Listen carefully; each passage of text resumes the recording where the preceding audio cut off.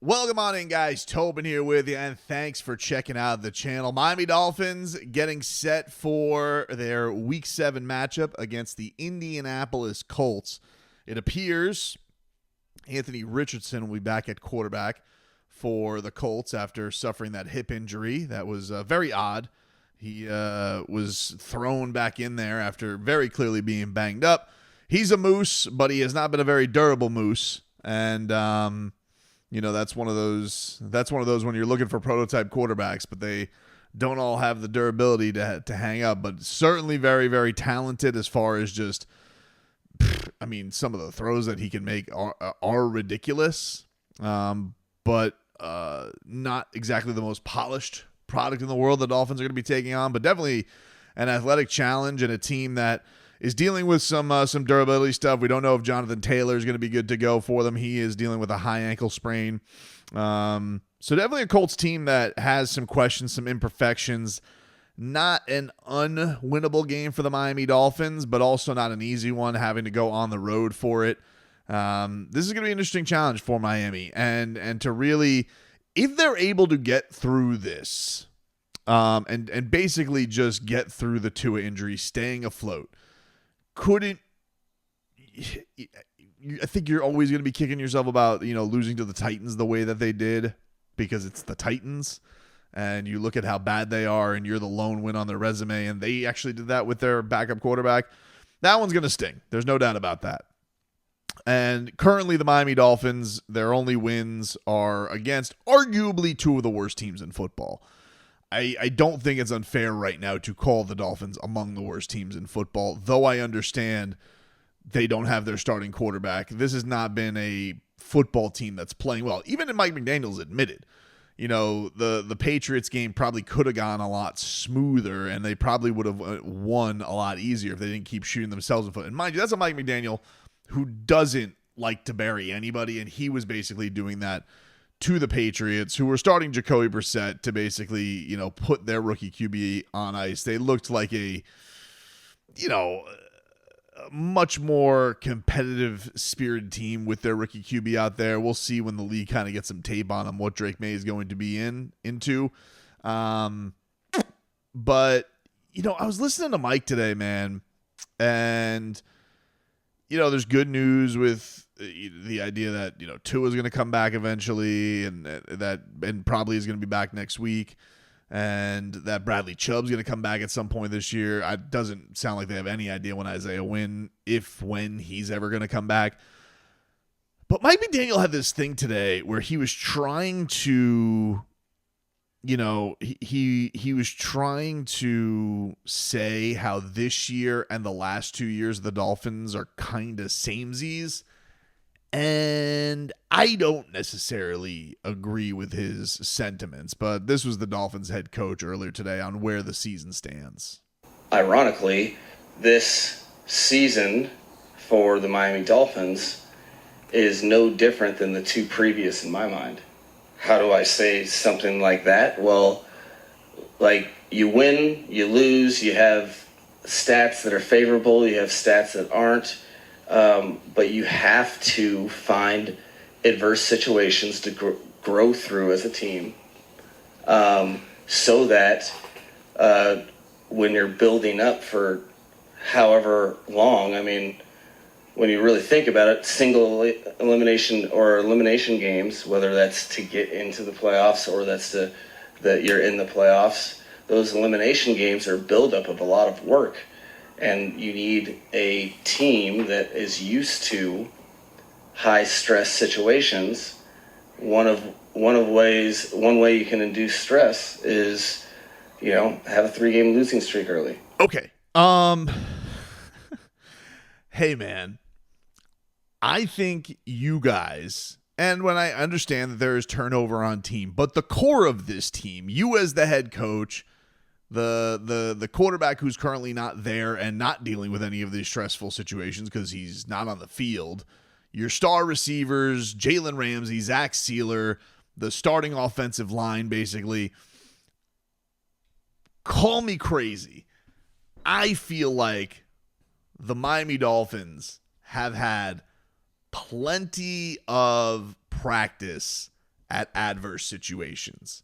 They had it a couple of years ago with Tua already, and that offense didn't look as constipated as this one does now.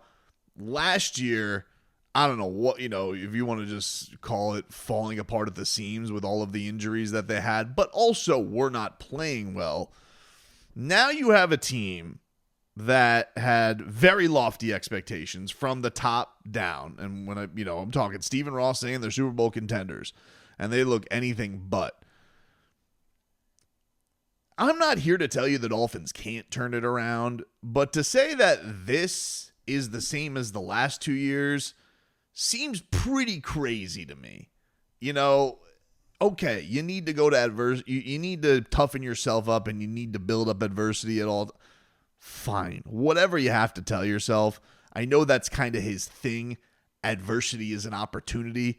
But I got to tell you, the opportunities feel like they're coming up a plenty too many. And it doesn't really feel like they take the opportunity and do anything with it. All I keep hearing from the guy is, adversity is an opportunity. This is great adversity. It's kind of the same as last year because you never know when adversity is going to come up. And then we got the losing streak, and then we got the quarterback out. And shut up, dude. Like, okay, adversity is an opportunity. We've all heard the slogan.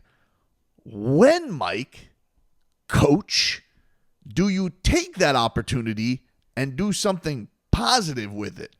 That's what I think everybody is waiting for. And when you compare it to a team that last year, okay, we're all sitting here and we're wondering, are the Dolphins, do they smell a little fraudulent? And that was the big question with them. And this is what he said last year. Well, we're going to hear those questions and we're going to have the narrative till we got to change it. And you never did.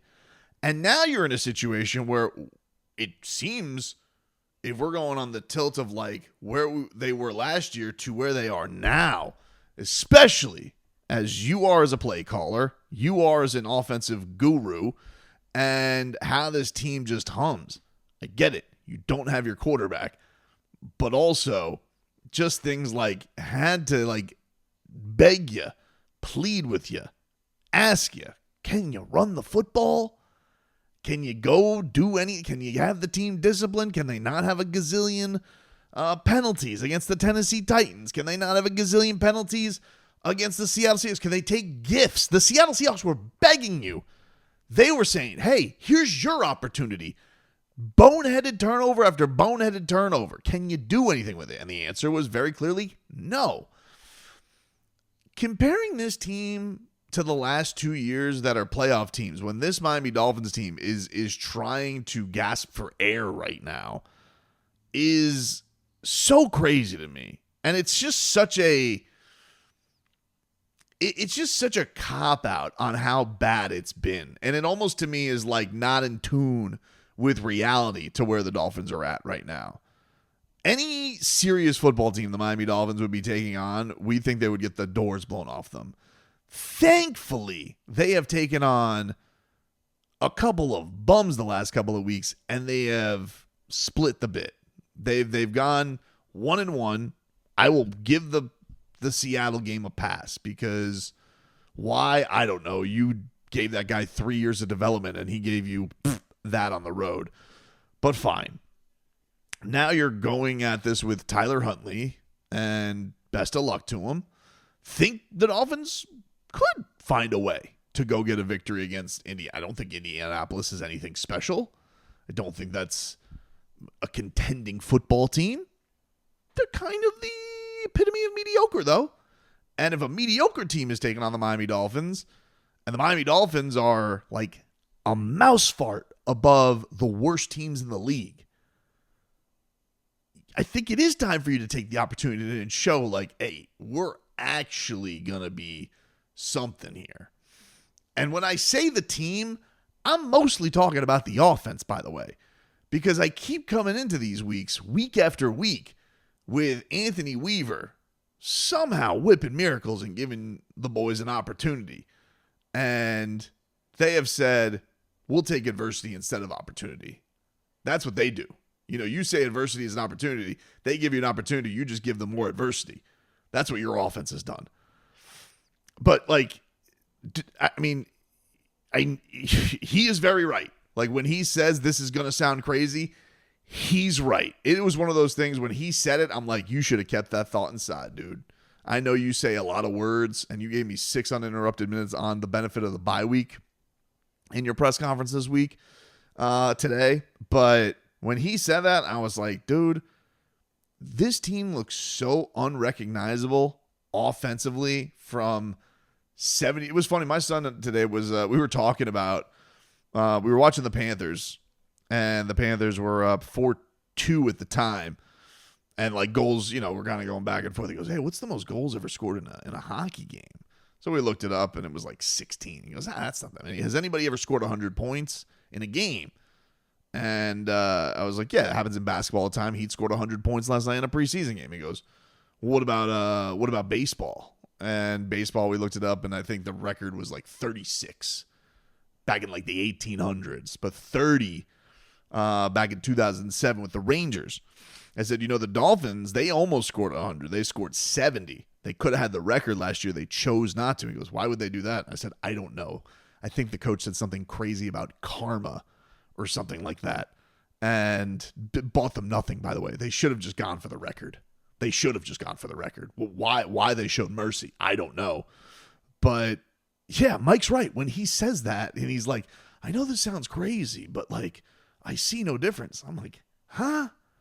Come on, dude. Like, can we, I know you'd had a week off, but, like, can we lock into Normalville a little bit here with this football team as yeah, if the Dolphins are able to get through this and finish this thing 3-3 and get to Tua, that's Candyland right there. If you're able to come out of this hellhole and you're somehow able to get your starting quarterback and you can believe that he will not get hurt again, okay, it does feel a little bit like the Dolphins get out on the other side. I'm doing this right now as the Bastard Bowl is going on, as we have Buffalo and the Jets. They are, what are they, at halftime right now? What are we at right now, baby?